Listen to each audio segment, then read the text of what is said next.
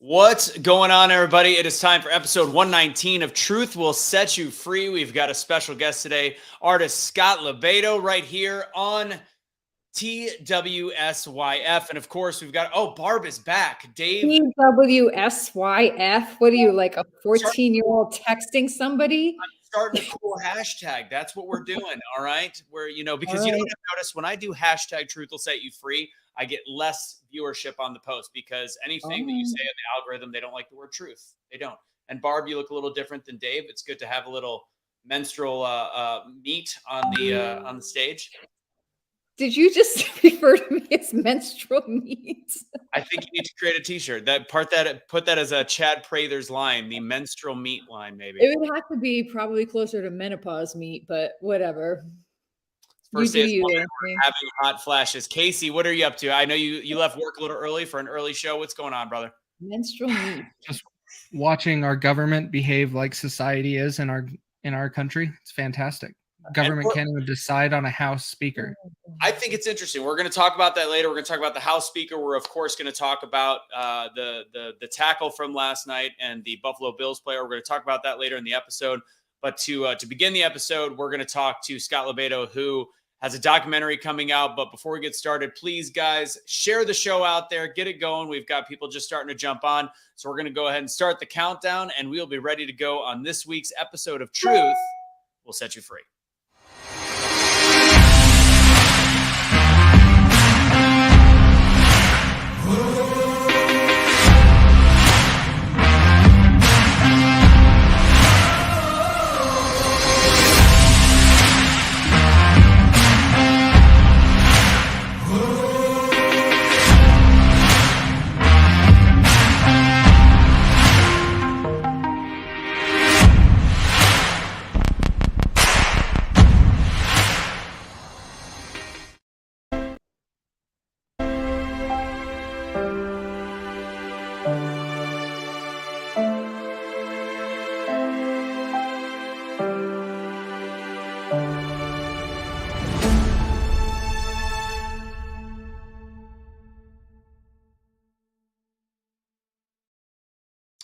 All right, Barb, I'm going to let you introduce our guest today. Very excited to have this gentleman. And then we'll get into it a little bit. Also want to talk about, we'll talk about our sponsors somewhere in the middle of the show. But besides that, let's just get to it. There's a lot of stuff to talk about today.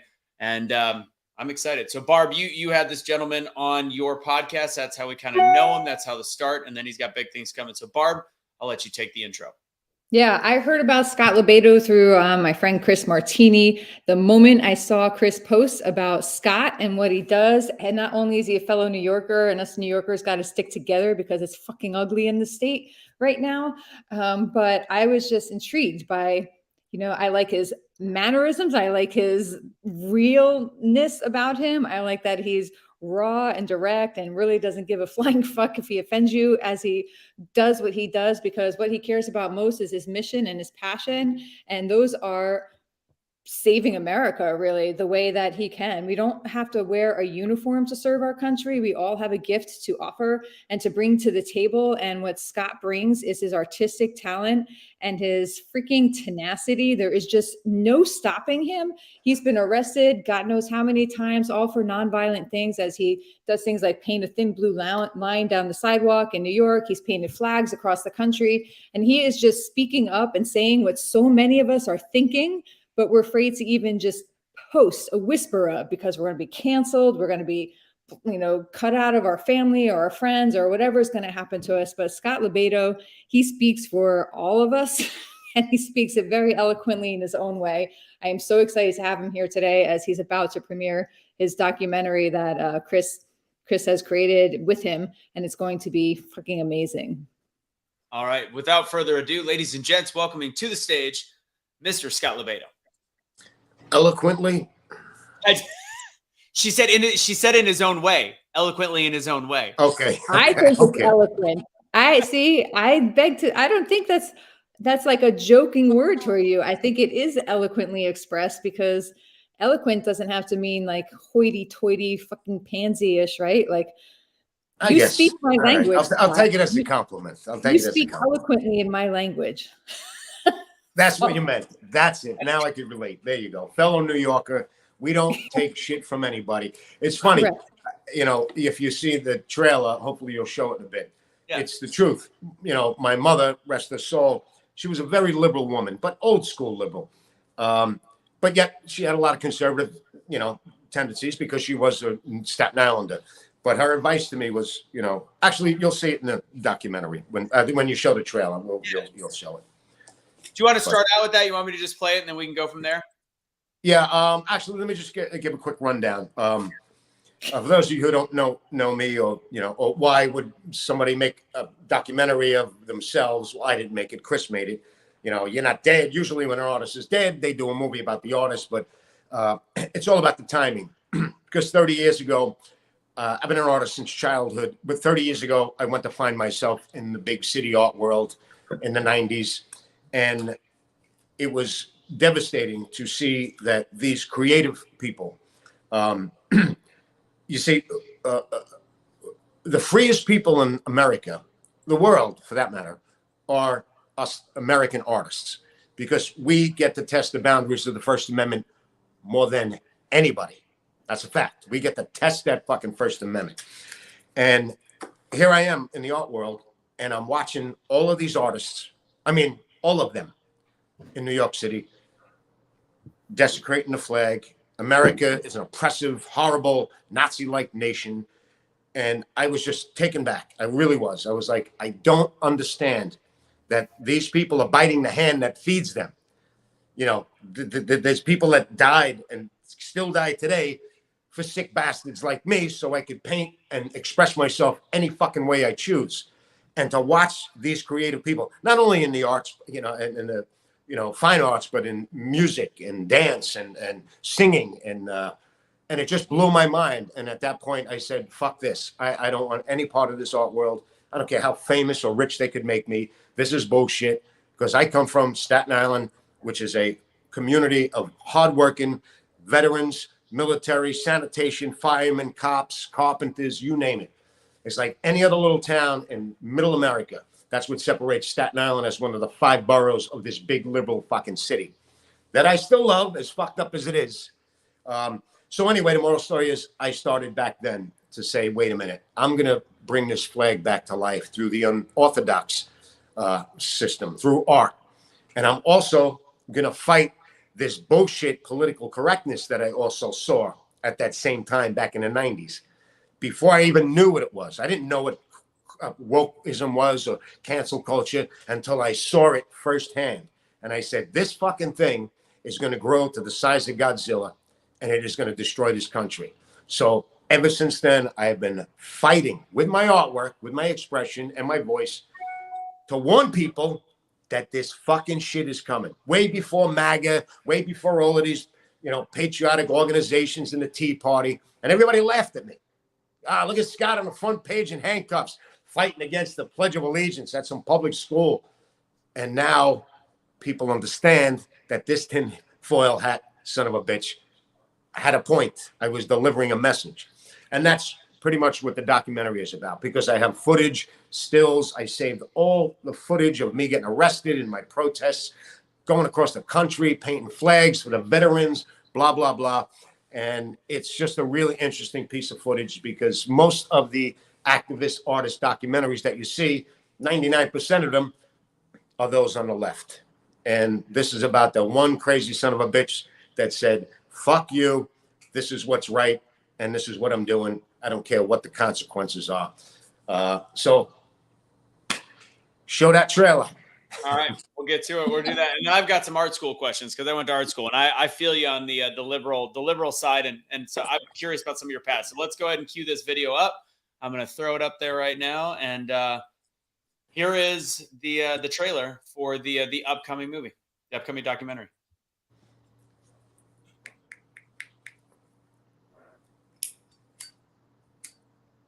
Maybe. 11-month-old girl shot in the face because of woke criminal loving district attorneys. Come on, no. This is a street performance. Seems like all the artist activists are on the left. except for Scott Lobaido. I do not conform to the elitist isms of the art clubs, and they have left me like a redheaded stepchild. This is my medium in which I shall create, and this is my canvas, the front of the Brooklyn Museum. The first most important thing in school or anywhere else is the Pledge of Allegiance. This is not a pro-war protest. This has to do with the increasing level of anti-Americanism. You don't keep the criminals in jail, they're gonna keep you in jail. This line is to show respect and honor to those who died, got shot in the head, protecting us. You try to take that blue line down. I'll paint it till the day I die. When the towers came down, there was absolutely no doubt that feeling.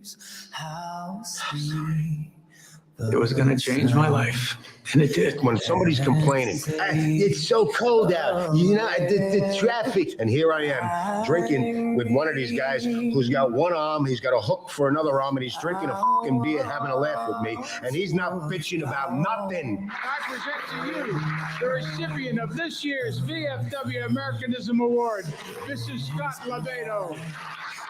That's it. I want to paint a flag on a rooftop in every state near a military base. As a veteran, we all fought for that flag in World War II.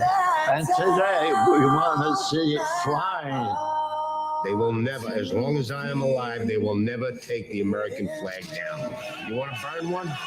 Then I will find out where you work, and I will find a building across the street and paint a flag 50 by 100, so you have to see it every fucking day.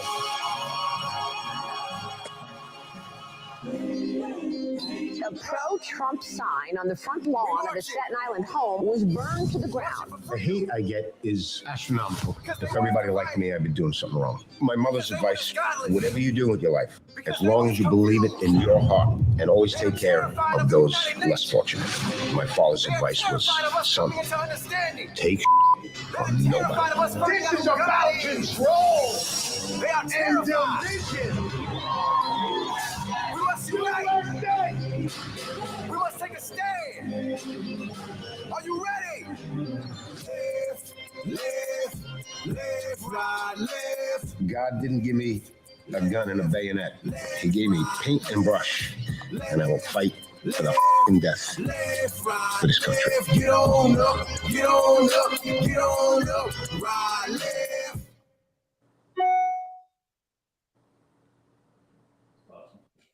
That's pretty awesome. So that is so great. And Scott, what I didn't mention earlier at the top of the show is the extra appreciation I have for you, and you brought it up. You brought it up in here, is that, you know, my husband was killed in Iraq, and I have a lot of friends whose husbands were killed in the line of duty as well. I have 4 little boys who never got to know their dad, who never got to be raised by their dad. And so I feel when I see you doing this, and this even just this trailer kind of rams it home for me. It means the world to families like mine to know that you're out there doing this. You know, it has a little extra special meaning to us. So I really appreciate you. But that being said, I do appreciate, you know, the crassness with which we go about it, because that's how I speak too. But, you know, but I feel underneath it, I feel your heart and your intent. And so just a big thank you from the Gold Star community, my friends in it. Thank you. Onward we go. Yeah, people have asked me, you know, especially, you know, in the arts throughout my travels, you know, what are you doing painting a flag? You're so talented. You can paint something else. What are you doing with the veterans? What? No, who can? And I'm like, I worship my veterans.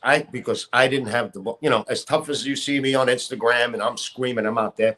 I'm in New York. I'm in Italian New York. I got some balls. But I don't have the balls, I never did, and I never will, to serve, to do what your husband did. So the least that I can do is, because I live the fucking life. You know, whether I have money or not, whatever I'm living, I can't put my heat on, doesn't matter. I'm living the fucking life. I do whatever I want because of your husband, these men and women, you know, so how can I not? And when these people question me or criticize me and call me a jingoist or just some fucking hack artist just painting another symbol of, oppression or like the Nazi flag. And it's like, it used to piss me off, but now it turns me on because I know how fucked up they are. And I know I'm doing the right thing. It's just so obvious. I ain't doing this with a fucking money. I could have made millions of dollars 30 years ago if I went with the art world and I succumbed to their fucking isms. Their elitist, hypocritical, do as I say, not as I do isms. It's a big scam, the art world. And when I get other artists talking to me like, well, I'm kind of like you, but I can't come out of the closet. And I'm like, fine, go about your business to make money. But if you really want to be an artist that makes a statement 100 years from now, to remember you because you followed your heart and not the money and not the fucking club.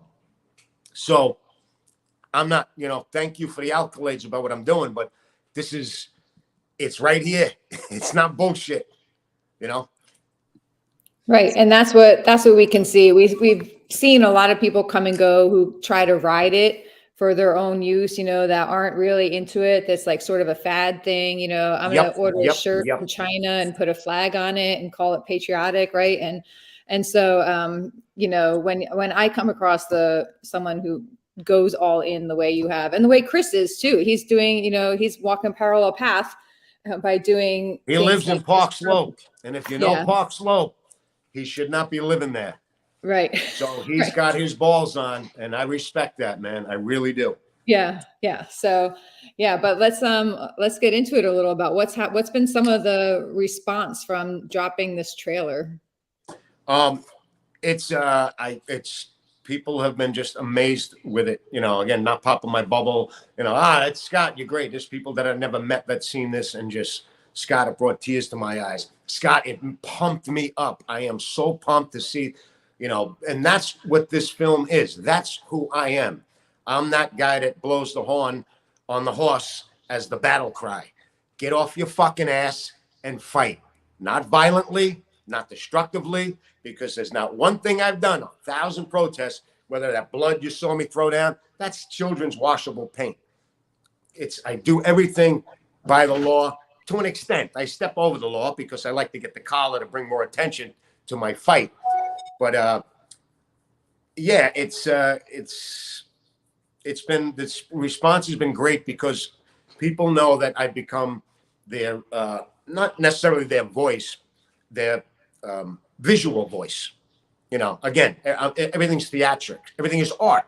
I'm an artist, and that's, some people paint landscapes and there's one emotion, or they do portraits and there's one emotion. But then there's some artists like us, me and others throughout on both sides of the spectrum that provoke emotion across the board. I'll paint something, I'll piss you off, I'll have you pulling your hair out. And then the next day I'll put up a memorial sculpture and I'll have you crying your eyes out. But it's all about keeping people paying attention, because we are all on social media and somebody says a statement or sends an image.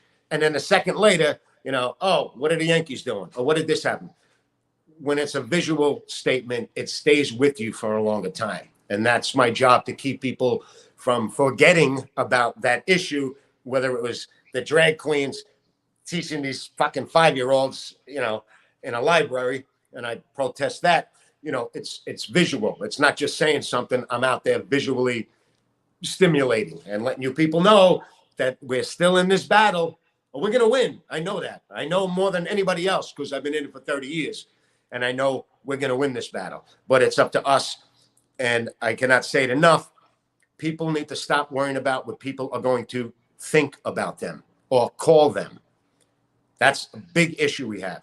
And if everybody just said, well, I don't give a fuck what you call me. I've been called everything under the sun, a racist, a bigot, a homophobe, you name it, every day, all day. But I go to sleep at night knowing who I am. My mother was very liberal, and she taught me to love and treat everybody equally.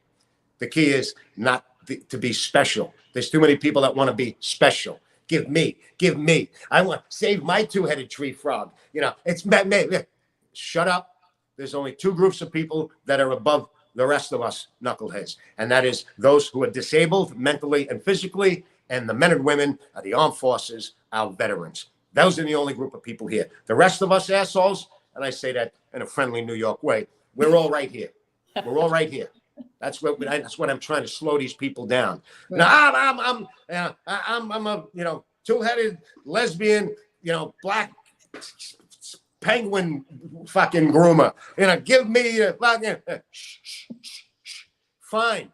God bless you. It's America. But Hey, don't Scott, you think that you're better than everybody else, and we have to change our fucking whole system for your small minority ass? No, you're equal. You're not fucking special.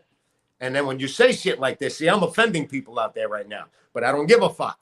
Not our I'm audience. really not offending anybody. Not our.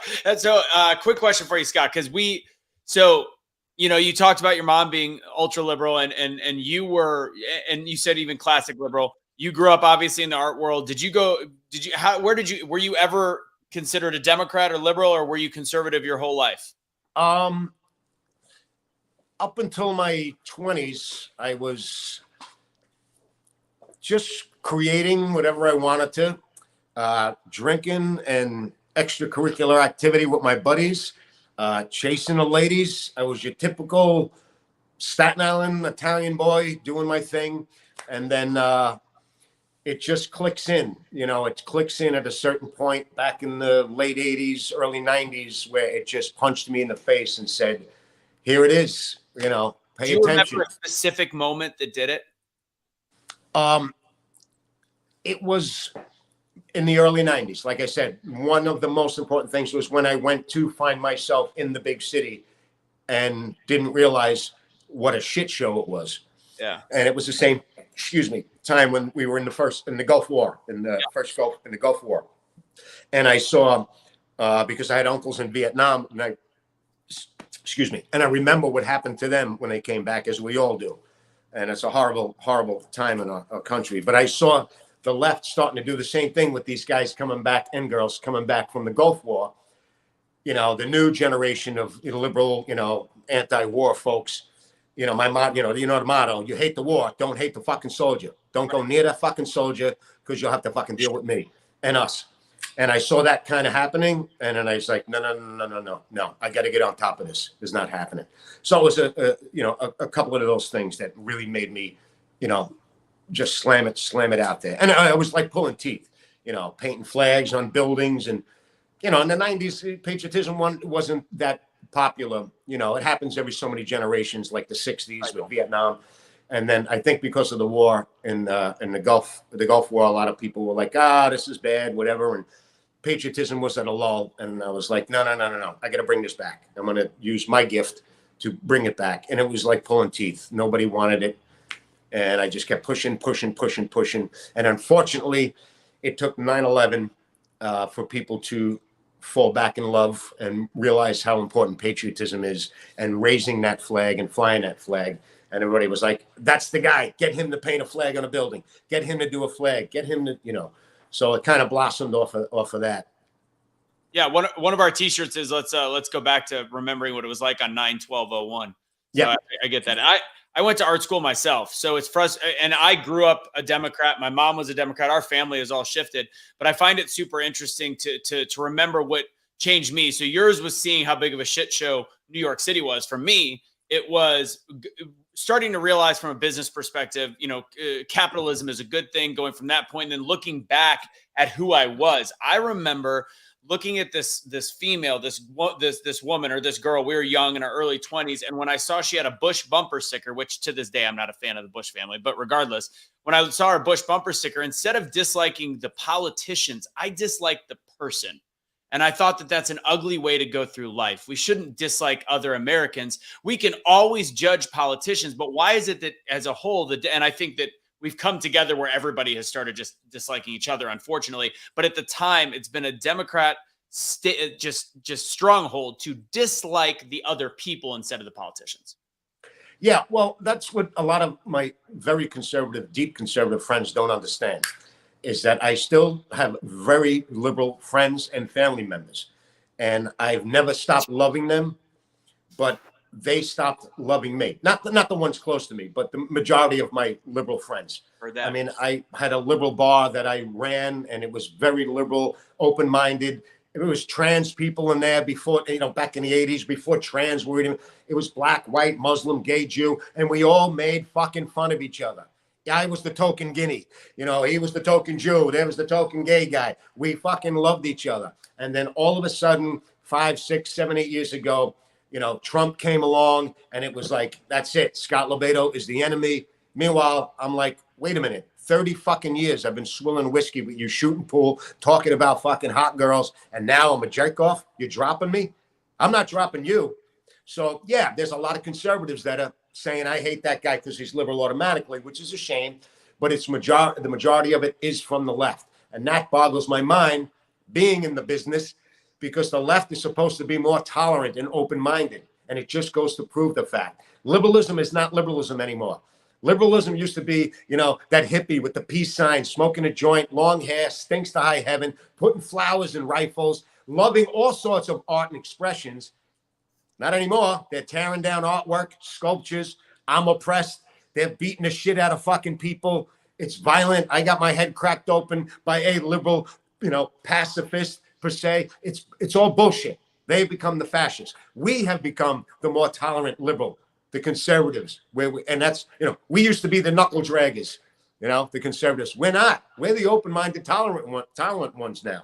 Would you consider yourself a classical liberal, or would you consider yourself a full conservative? I am just a crazy fucking American, man. Yeah. I'm just a crazy fucking American. I don't, I'm labeled. I get it. I label myself sometimes, but I am a fucking artist, and I portray portraits of society, current events.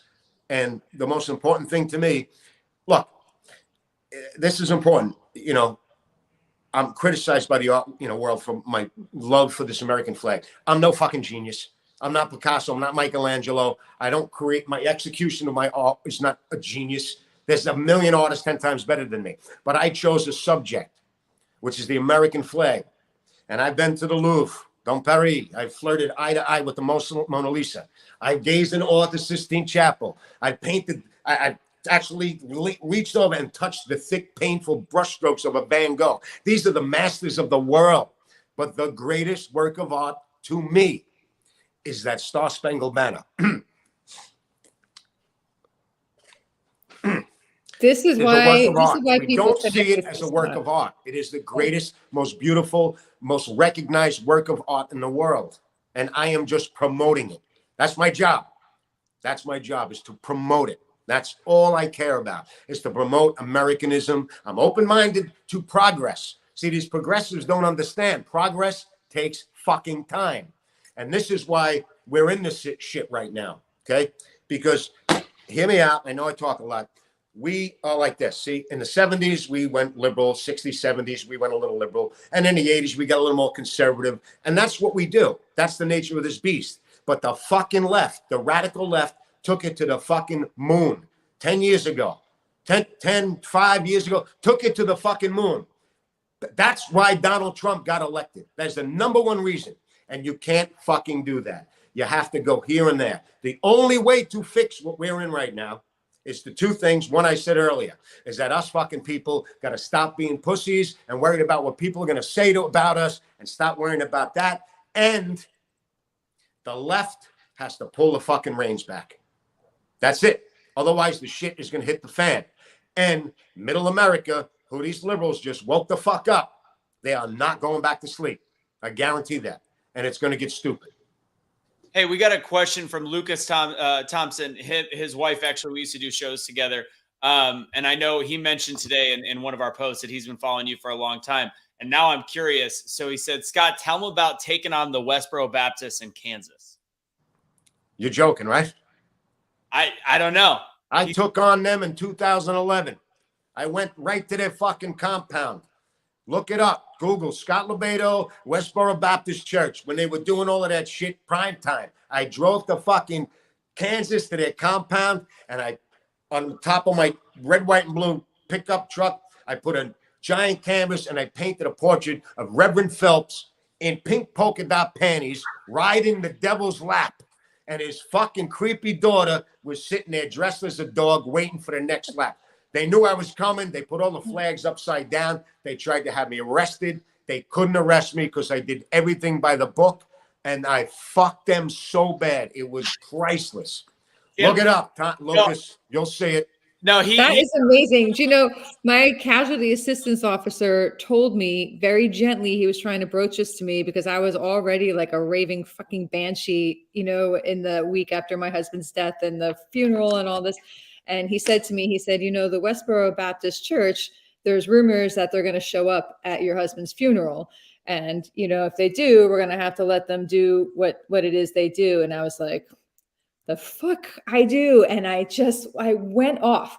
I'm like, if I see somebody at my husband's funeral holding a sign that says your husband deserved to die and all soldiers go to hell or whatever that was, if my children roll up to their father's funeral and there's people screaming at them that, you know, their dad deserved to die, you better have like armed guards on me, stopping me, holding me down, because I will become stronger than I have ever been. And I will fucking fight you all to get to those people. Right. And so, yeah, I didn't know you did that, Scott. Oh yeah. Yeah. And they're a tricky I wish bunch. I had known, I would have gone with you.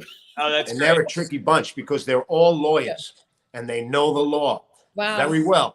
And they got away with a lot. And then thank God, you know, people like me and some other people started to say, fuck these people, because they're scary fucking people. It just sort of went away. I haven't heard from them. Nah, the father died, and then people left the church because they kind of diminished themselves. They're nothing now. But yeah, it was pretty fucked up. That's what I was like, fuck this. They're going to go protest. I'm fucking going right there. Is that in the documentary?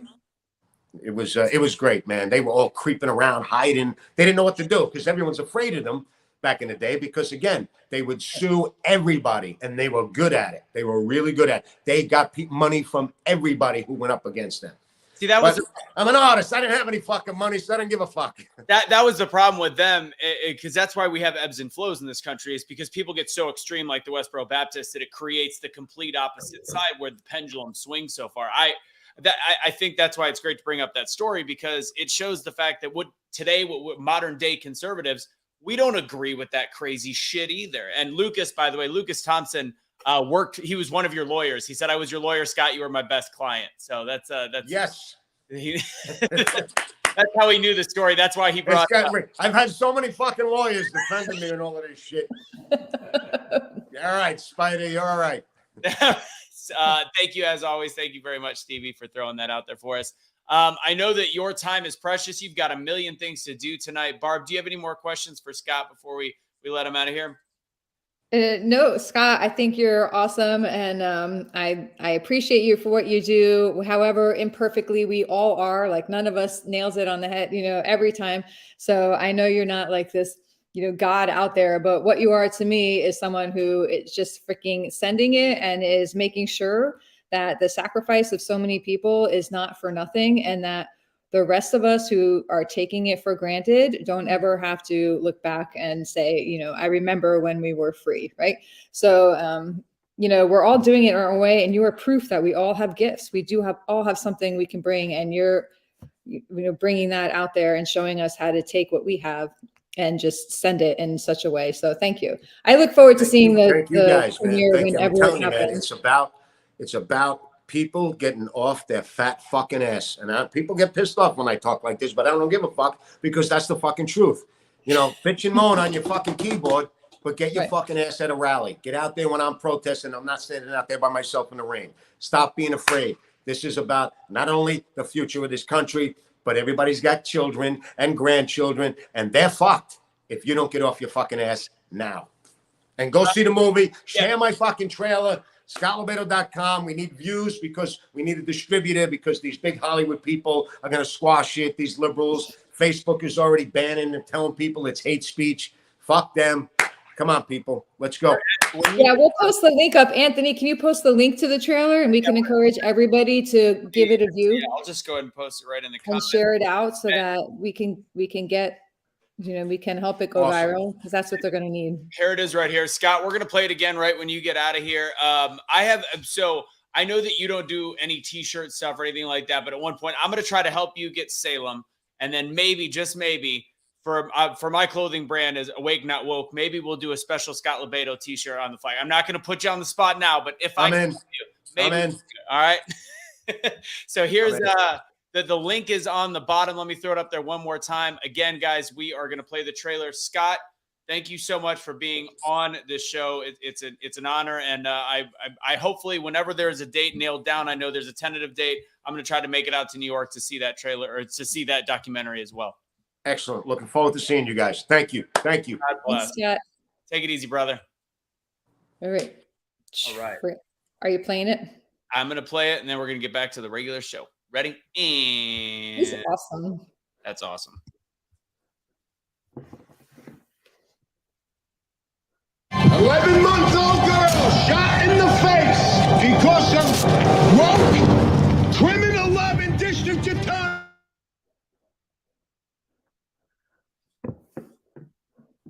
We lost audio. Yep.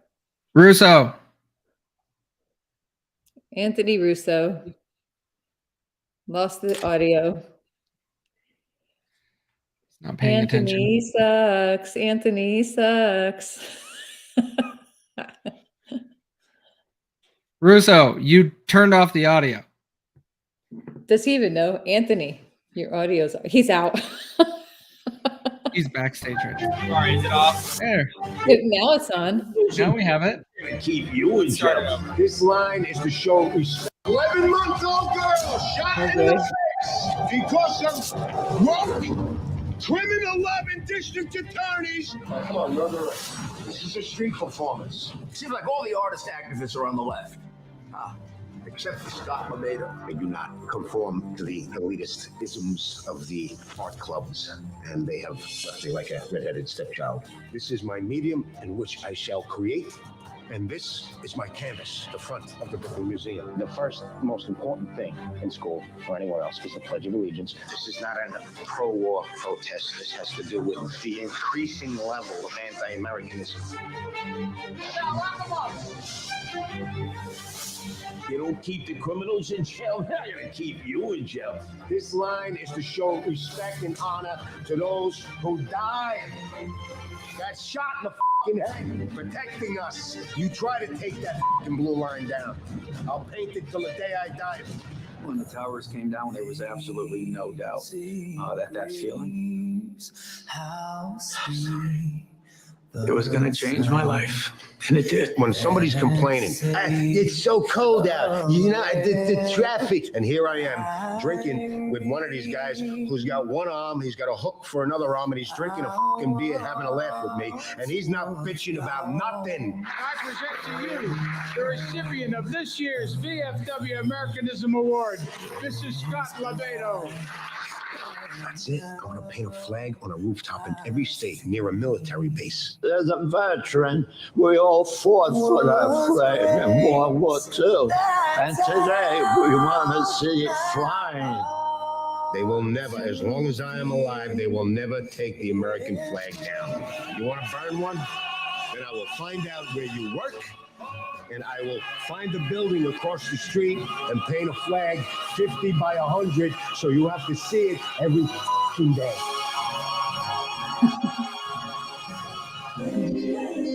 A pro-Trump sign on the front lawn of a Staten Island home was burned to the ground. The hate I get is astronomical. If everybody liked me, I'd be doing something wrong. My mother's advice, whatever you do with your life, as long as you believe it in your heart, and always take care of those less fortunate.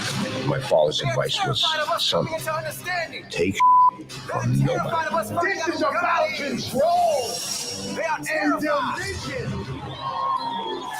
We must unite. We must take a stand. Are you ready? Live, right, live. God didn't give me a gun and a bayonet. He gave me paint and brush, and I will fight for the fucking death for this country. Get on up, get on up, get on up, right, live. That's right, guys. Go to scottlobaido.com. And also, again, I'll put the link up in this. I'll put the link in the comments. Sorry for the audio as an issue. I forget when I mute my mic, it also mutes the video. That's because you're an asshole. I am just a raging asshole.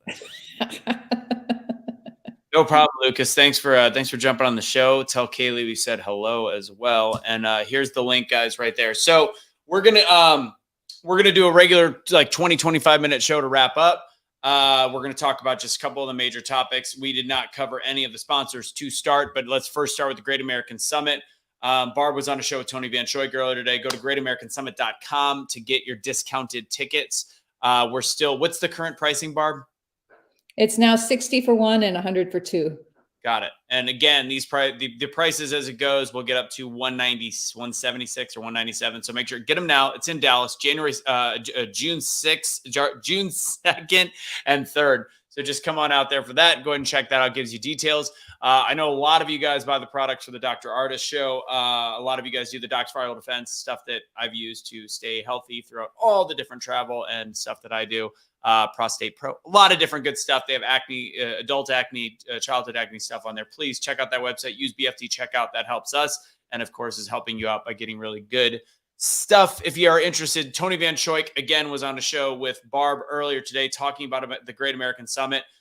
Go to bluntforce.mymonate.com to look at some of their products through our website or through our portal. And if you have any questions about it or want to actually make this a side business for you, they are a marketing agency. So go to bluntforcediscussion@gmail.com. Is that it? Is that all we got? And then we can get the party started. Because Kaecey, you and I, we're about to have some words. We are going to have some words. Yes. Kelly said she's going to have some words with you as well. So she's ready to go. Let's start with, what are we going to do? Let's start with that. And then I'm going to be on Sirius XM tonight on the Patriot, I believe at 8:20 Central Time, 9:20 Eastern Time, on Stacy on the Right. So you guys can check out about a 30-minute conversation there. We're going to be talking about McCarthy and all that. So we'll try to touch on that by the end of the episode, but let's of course talk about what everybody is talking about today. We're going to talk about the tackle and Damar Hamlin and what went down there, and the fact that some people jumped to conclusions. Some people said to wait it out on the left and on the right.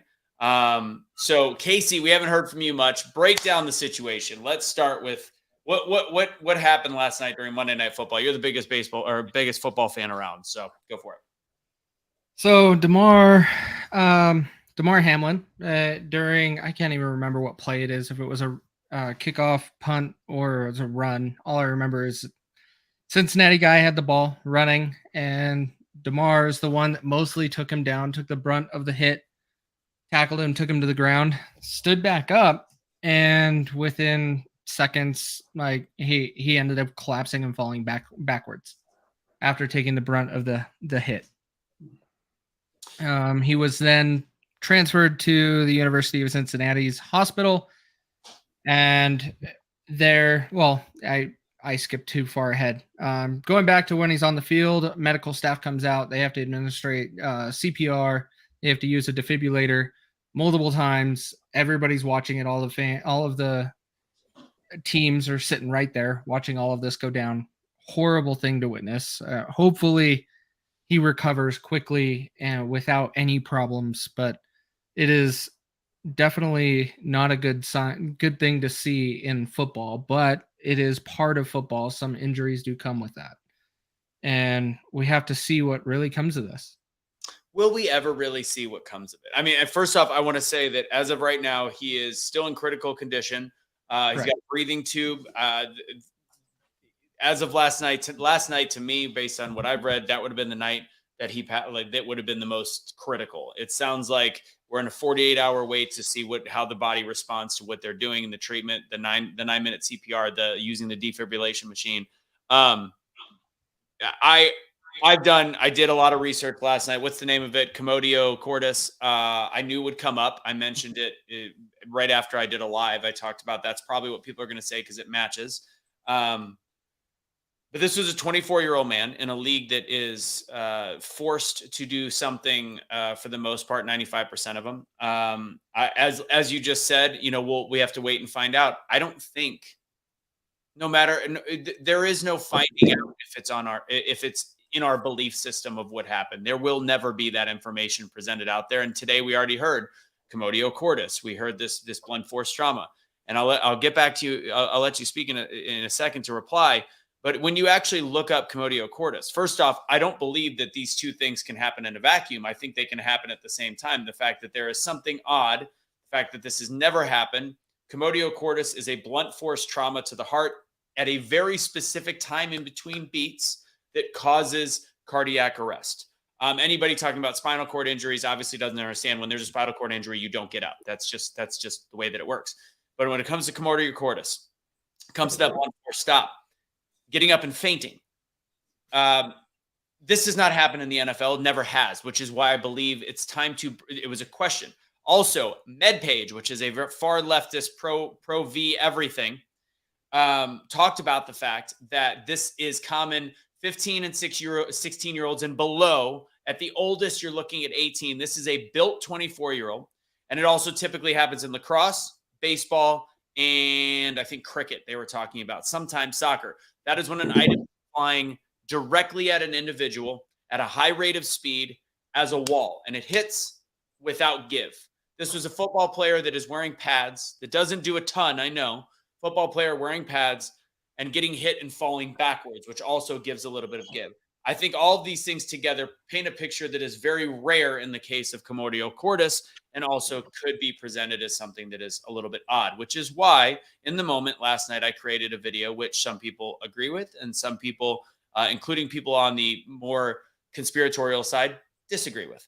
That think that it was jumping the gun too soon. But anyways, Kaecey, I think you thought I jumped the gun too soon, and then we'll get to Barb. But Kaecey, what are your thoughts on everything with commotio cordis and the fact that, and why do you believe that it's something that should not have been brought up right away? I think the attention should be on respecting his family and his situation and allowing them to go through this process. I don't think anybody on social media should be going out there and starting all of this up, and you're having teams, you're having all these people trying to battle rumors about him. You already have people setting up fake accounts on social media trying to play as, oh, I'm his doctor. I gave him the jab back on December 26th, which is fake. That profile was fake. Right. I also have other screenshots of everybody doing it on social media, taking his tweets, modifying the text, and releasing it saying, I got the jab today, back in September of 2022. You go back and look at his tweet. No, they modified it, and he talked about another topic. He didn't say the jab. He said, I'm excited about this today. People are doing this for clicks and views. We are taking away from the situation and this man's situation with his family, and we're all focused for our narrative or what we believe in. That has to stop. But there's a difference between pulling false information and saying, look here, and going, is this the time we get to question? How do people determine the difference? Because one is speculating and saying, is this not speculating? I stated a fact. This has never happened before. This is the first time Correct. that has happened. Is this something that will finally allow people to have the ability to question? Will this finally be where another NFL athlete goes, how the fuck has this never happened before? And now it's happening. Maybe it's time we start to look at the league's policy, especially considering JJ Watt going into afibrillation in October. And let's talk about the ultra pro V NFL athlete, what's his name, Uchi Nwari, that died at the age of 38 in his sleep after talking about everybody should be, if they're not V'd, then they should be arrested back in 2020. Those are two different things. That guy, the Jaguars player, I can understand. His Twitter was full of it until his family deleted it all this morning. Which you can still find all. You can still find all the screenshots. They're there, right? But the big thing is so. Let me ask you this: what is the vaccination rate of the Buffalo Bills? I believe is the league average is 95%. Yeah, the Buffalo Bills are the lowest in the entire NFL. At what? At 80%. At 80%. So it's 8 out of 10 on that one, right? Yeah. So what is the chances that he is the one he could have fought against this and doesn't have it? So why can't we? Sorry, Barb. I want the kind of middle ground voice on this, and I didn't get a chance. You want the menstrual voice. The menstrual voice on this, but okay. So we're saying that he could be the 2 out of 10, which is very, very possible. But much like a conversation I had with Kelly this morning, this is where you have and this is what she said. She's like, for seatbelts, We've been allowed to ask about seatbelts for the last 40 years. Yeah, but it's a similar thought process. People go, there was a bad car accident, she died. He or she died. Was he or she wearing a seatbelt? Why? Because that matters factually. So then we start to ask the question, when can we start to go, was this person jabbed or not jabbed? And they're afraid to even bring up the topic because I think we know which way it would lean, especially since predominantly the majority of people were V'd. If he wasn't V'd, wouldn't this be a great time for them to go come out and say it? Granted, the problem is, would we even believe it if they said it at this point? I don't know. So who can say he is or is not? Who can say? Probably only him, to be totally honest, because some of them had fake cards and some of them just did whatever. So we can't. Is he in a state to say that right now? Of course not. So and his family is not capable of speaking on his behalf to be able to say that because we don't know. They might not even know. So what can we say? What can we say? Yeah. What we can say is we are praying for him for a quick recovery and focus on his family and those things. And also, is there anything the NFL could do to limit this? I don't think so in that play. I think that play was I think it's a freak thing. But when it comes to this situation, it should be on him and his family. So here's what's going to happen. And last thing, and then Barb, you're next. Here's what's going to happen. As with everything, as with the head of, I can't remember, I think it was Reuters, one of the ex-presidents of Reuters, the first bit of information that people hears is what they believe. So I believe it's important to get out there and say, this raises a question. Let's talk about the fact this has never happened. So bringing that conversation up, and I use Ian Wen as the reference, who is the one that went kind of hardest on my Instagram, which, by the way, never once said V. All I said is, can we question? And I think all of us jumped to the conclusion we're talking about the V. And yes, of course, I was saying the V, but I wasn't saying it. I was saying, can we actually start to question when something has never happened before? And if we don't jump ahead of the narrative and we continue to, as Scott Lobaido would say, be fucking pussies and step back. Now, that doesn't mean create false information. There's very different information when you talk about the fake things by the doctors and sharing all that by saying, is it time we question when there was somebody that got up and fainted immediately after? This is not a hill not to die on. This is not a hill to die on. This is something to say, is this the time that we are going to finally step back and say, it's time to have a fucking conversation? Barb, go ahead.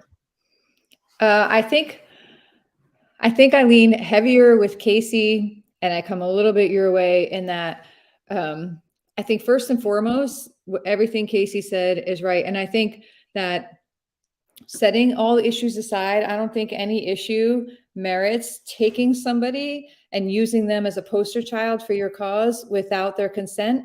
And I think all of this, I imagine it is compounding this family's pain and stress now, where if I were them, I'd just turn it all off, and walk away. So I think shame on all of us on both sides. We've become so conditioned, Anthony, because I think years ago, it would never have occurred to any of us that we might be a pussy if we don't jump on this and make our statement and make our case. I think the left has trained us and conditioned us in such a way where we're just like automatically responding like, oh shit, well, they're going to come out and say this, so we better come out and say this first, So I think we're losing a little bit of our human awareness here. We've been losing back because we are afraid to speak up. And I don't mean create misinformation. I don't think it's afraid. I'm not afraid to speak up and ask about this. And I think therein lies the difference. I'm more afraid of what it means when we do in such a moment, what is becoming, like, to me, that's a slippery slope that we're going down. I understand it's important. I understand we have to get out there, but especially when you don't know if he has it or he wasn't. So what is the point of even throwing this out here and speculating unless you know for certain either way? Now I will add on, I do know somebody whose teenage son, perfectly healthy, an athlete, fit, playing a football game, and took a hit and died. Teenage son. This was years ago, well before any of this. I do know what? Was it a spinal injury or a chest injury? It was a chest injury, and he died. He had a heart attack, went to cardiac arrest, and he was killed, and he died. And just like that, no warning. The kid was perfectly healthy. He was about 16. So under the threshold age of primordial. And it, you know, happened. So I do know that freak things happen. So when you tell me, I'm not the person to say the odds are against this or that, because look at my life and look at the odds that, you know, everything that, you know, is statistically hard to reach, I feel like we've achieved in our life. Right. So I just think it is a slippery slope. I think until we know, we don't know. You don't know. Nobody knows. We're If never he did have it or didn't have it. And we might never know. And it's honestly none of our fucking business, right? If this guy wants to share the information, great. Would we like to know? Could it benefit society as a whole if we know? Would it benefit America and humanity if we knew? If that was the case and this contributed? Absolutely, it would benefit if we knew that this person had this happen to them as a result of having that vaccination, right? But is it his duty? Does he have to say it? Do we have a right to expect him to say this and come out? No. So let's just like. But let's also look down at this part. Like God willing, he survives, and they just sent an update just now saying that he's still in critical condition. But God willing, he survives, right? He's probably never going to play football again. So, as a conspiracy theorist that we all are in some ways, I'm pretty sure his family is going to need whatever money that can come to them to make sure that he continues to have the lifestyle that his career has started. Or maybe they don't. Maybe they have millions and millions and millions of dollars as he's an NFL player and has this. Again, you're making a speculation. I'm sure his family's going to need money. Well, I know, but I'm saying that you actually have to speculate on why it's important to bring it up. And the concept becomes for the beginning of the pandemic, once the V became a thing, whenever somebody died, all we saw was, were they unV'd? And then they would say, this was an unV'd person that died. Agreed. I agree. So we did not fight fire with fire at the time. And this is where it's like, yeah, I hate to stoop to their level, but at the same time, I'm not stating anything is a 100% fact. Like John Lloyd thinks that I'm saying the jab is the only cause. I never said that. I literally said this blunt force trauma can work at the same time as something where blood clotting or vascular issues or myocarditis, all these different things can happen all at once. The one could have been there without. He's a beast in great shape, and you can actually, the myocarditis could not show, or heart arrhythmias could not show until something like this happened at the right time at the right place. Fact is, it's never happened in the NFL before for somebody of this age and this caliber of athlete, this level of muscle. That's why I think it's important to bring up. As for the family, I am sorry that they are going through this. As somebody who has lost a husband in a traumatic situation, Barb, were you watching the TV at that? Like, relentlessly, and I will never forget one particular person who owns a very large platform now, who a friend of ours has a show on, came out there on his hugely attended show, vast audience, right? And was pissed.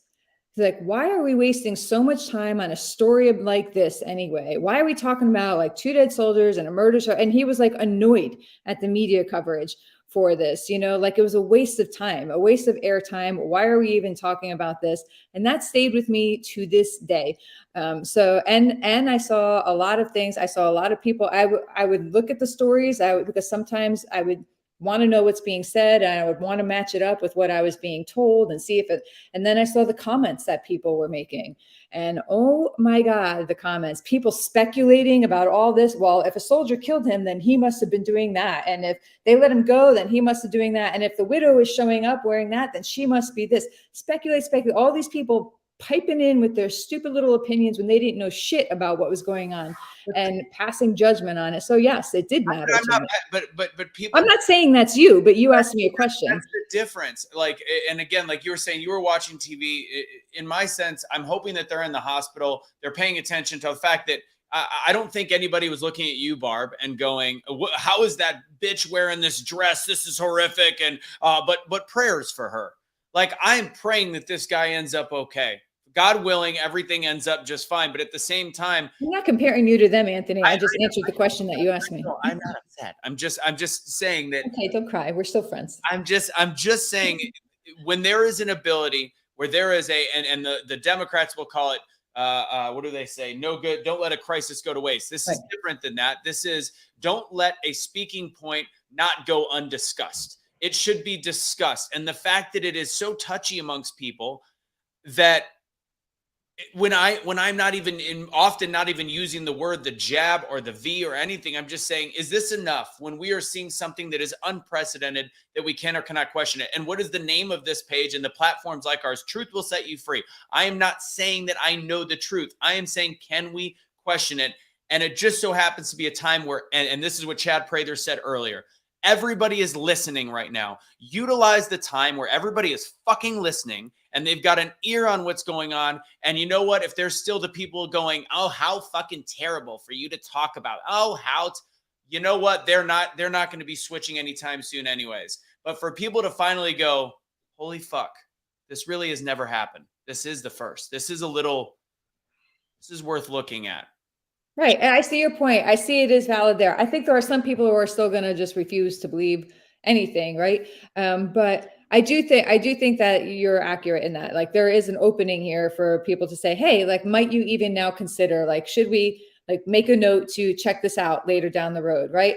I think if by some miracle, some late Christmas miracle, we could have got both sides of this issue to just agree to have a 48-hour grace period even for this family to breathe so that nobody would miss the window, right? You could still say updates and all this, but I just think it would have been better. We would all collectively be a better example of humanity if across the board, not a peep had been issued about, had been said about this, and we just like had a moment of silence for this family and this player to this person, you know, to get, that's all I think. I don't think that it should, I think it should be talked about. I think we should question it. I think we're all questioning it anyway, but I just don't want the humanity to get lost in the fray. I agree. But people, you know, we have a small platform compared to some, but people do look to us for stuff. I will tell you that I got 15 text messages when it happened last night. So I feel a responsibility to respond, which is why I did respond with both sides of the argument. I have my belief systems, but I also replied with both sides of the argument, which I think is important. And I think having this conversation right now, and again, I was telling Kaecey, I go, what the fuck? We had more live viewers last night than I've had since Cash was around for his first episode. There was 800 live viewers. And I planned on talking for 3 minutes to just kind of address the situation. Then I saw the people, I'm like, well, I got to fucking say something. Well, how many of those people do you think cared about this man and his family? And how many people only cared about being proven right? I think a lot of people were there to prove me wrong. And I mean, there was a Kaecey can test. There was a lot of people. So therefore, hit their pain. Keep in mind, this is 40 minutes. This was 40 minutes after the incident happened. Yeah, no one knew anything. Right. What we did, and I never said that I did. I said that if you watch the video, and this is what I do know. I've seen hits like that in the NFL since when I was a child. I've seen a hell of a lot worse than that. I've seen a hell of a lot worse than that. And I know that the NFL's policy, for the most part, for the last 2 years, I know what that is as well. And I can use my own brain and speculation to go, we'll never know the truth. So why not talk early? That's it. And you know, people came together and prayed 100%. Should I have held a prayer vigil when I had 800 people on the live? That would be disingenuous and that would be cheesy because that's just not me. So I'm just, you know, I send my prayers, I give my thoughts, but to me, I'm an information-based person. And yes, I speculate. And I will be honest that there was a lot of speculation, which I admitted to it being speculation. That's all I have to say. Hopes and prayers to the family. I hope they have peace. I hope all of that, but this is the world that we are. This is the life that we have chose to be truth seekers. And yes, taking a step back is great. Could I have waited another hour? Sure. But in terms of when people are all eyes are, and honestly, one of the things I was thinking, to be totally honest, I want to make sure just in case the game starts out that I do a quick live before they come back. That's what I want, because at least people are paying attention right now. So there was a focus on people paying attention, but that's just my own belief system. Kaecey, I do have to ask you before we wrap up this show. So your post, the one that I said to you, your post said, what was yours earlier today? You said something about now suddenly everybody's watching football again. See, to me, that was too soon because it sounded like that was a conspiratorial, like, oh, look, somebody gets hurt and everybody's watching football again, almost like it was on purpose. That's how I read that. No, I just proved that if you say anything controversial that will point blame at anybody else, you will get more reactions. So what did that have to do with your comment, though? What comment? Well, the fact that you said that now everybody's watching the NFL again, that seemed conspiratorial to me. Like, oh, this was like a Uvalde If setup in a go weird. back and look at my feed. If I mention football, and I'll say it right now, anybody that doesn't watch football that comments on my post anytime I mention the NFL that says, "Oh, I don't watch it because they kneel," go ahead and let us know in the chat, because they always point it out. But no one had a problem to talk about the unity and what was brought together with football last night over Damar. So you're just saying, look at people watching football again. You know that just like a Skip Bayless, that could be read in a very different way. You wrote. Yeah. But I was proving 2 points. And I was mostly proving to myself, like, hey, if I post something controversial, I'm going to get more reactions, more comments than I would if I would say I'm just praying. And so that's where we're talking about. We want to create controversy with this topic by talking, is it the vaccine? Is it? That's why I'm not for it yet. Like today, sometime today, I'm fine with people having a conversation, but not instantly right after it. You're either not going to talk about it or you are, because ultimately today, I mean, from somebody that knows when the people are listening, and people are listening still today to a point. This morning they were, but the longer we wait to let's see how things play out, we're not going to know how things play out. We don't like we had Afghanistan, we have the blowout in Afghanistan. We still don't know. Las Vegas. How about the Las Vegas shooting? If we were saying, let's wait and see some more information, guess what? 4.5, 5 years later, we'd still have our finger up our ass and we still wouldn't know. We still wouldn't be talking about it. Sure. I'm not saying wait for eternity, but dude, he didn't even get to the hospital before people are throwing this out on social media. Do we know? He didn't even get there yet. Kaecey or Barb, do we know any more than we knew last night, an hour after the hit? Right now, do we know any more? I don't know what that, like, what's the point? Do we have any more details about the hit? Do we have any more details about his condition, actually, which we don't? His condition is by his friend, longtime friend, by what it's been said on social media, Jordan Rooney, and he's been releasing the updates. He is the one that's handling all of the communication. The last major change I heard was 11 p.m. last night, which was when they said that he was intubated. That's 7 hours ago, they officially released a statement. Say that again. I don't know why that matters in terms of talking about it. I just say, I see both sides. It's important to bring it up. And I will say, when I heard the story, I was like, oh, like that's what jumped to my head. Like, oh, he must have been, vaccinated. Right. And that's just that's where my head went. And then I was like, well, let's wait and see. And I'm like, oh, that poor fucking dude and his family. Like that was my train of thought. Right. Like, oh, it's terrible and all this. But I don't know. I think I'm just so weary. I'm so weary of the world we live in, where we feel like compelled that we have to jump on this stuff. Like we have to, here's a family's pain. Oh my God, we better talk about it really fast before we lose our window, because look, it just proves our point. And no matter how justified we are, even say this all was a result of a vaccine, right? When say it is announced 6 months from now, he had the vaccine and that is what caused it. Well, it'll all stir up again. And then everybody gets to have this conversation again. Say it comes up in 6 months that he wasn't vaccinated and that it had nothing to do with it again. Well, then it'll all stir up again and that side will do it and there'll be no window lost. But, so I don't know.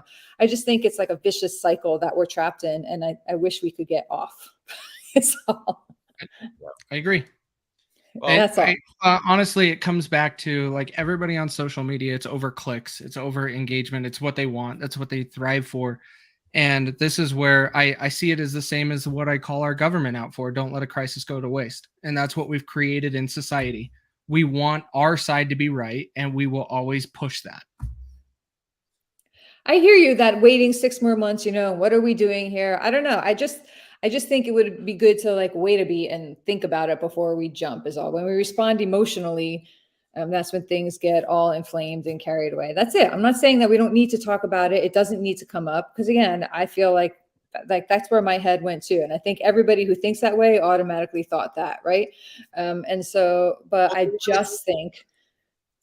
I just think a moment. I just feel bad for the family is all. I hate that they're caught up in this. That's it. They had to get her mom. They had to get his mom from the stands, and I feel bad for the family as well. That's it. I just my heart. That's what my heart goes to the family and him over all of this. There's a bunch of Americans right now that have been put through a lot of shit over the last couple of years, including being, losing their job, being told they're crazy. So there is people that are always looking for somebody to listen to.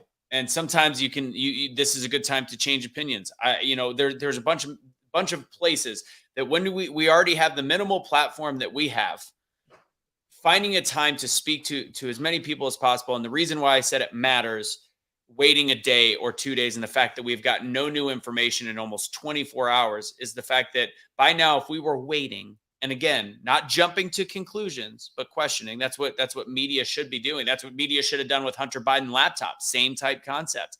Why not allow that? You should be questioning, where is this laptop coming from with the Hunter Biden laptop? Why not question why this has never happened before? The sooner you do it in terms of the media, the sooner you have the conversation, the better. And if we were waiting till now, there would be much less people listening than there was in that moment. So having that platform to speak to more people strategically, to allow people to feel like they're not crazy and make them feel a little bit better about themselves a little bit. Because again, we've been ridiculed, we've been outcast, we've been et cetera for 2 years. And then, yes, the people that are coming on to fight, that maybe, just maybe after their 37th fight with somebody like us, they might finally go, I can't deny it anymore. I think timing was incredibly important when I had the conversation, and I never jumped to ultra conclusions. I never jumped in any direction. I even was specific that both of these things could happen at the same time. I think timing was of the essence. That's my personal opinion. As Kelly would say, or Kelly did say, she made the comment. It's just not. This is just more public. People get sick or die or have heart attacks. Yeah, he didn't die all the time. But this one was very public. So then you raise the question, is this too soon or is it whatever? But maybe it's too soon for a personal page just to be like, I'm Anthony Russo. This blah, blah, blah. But we have a responsibility, Barb. Like we and Kaecey, we've got Truth Will Set You Free. We have got Great American Syndicate. We've got a responsibility to not jump to conclusions, but to actually be a voice of this is what's going on.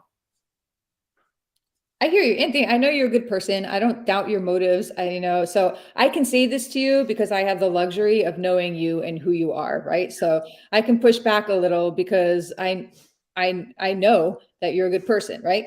But other people out there who might not know you, might not. So I don't ever doubt your motives or your integrity ever for a second. I lead a little bit. I'm an asshole and I'm jaded and I'm a little bitchy and all that stuff that you say about me is 100,000% true.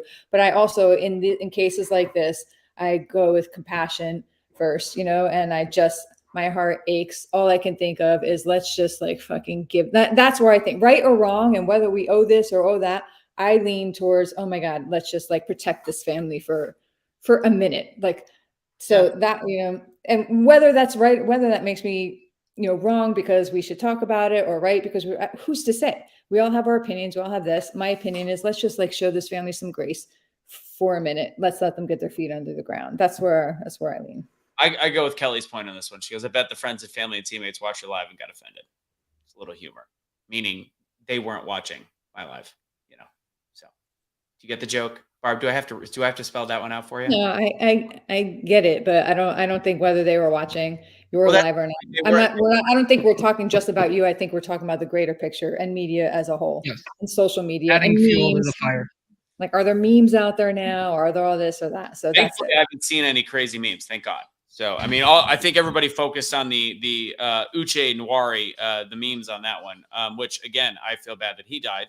That's a horrible thing, but I do find the irony in it not lost on me.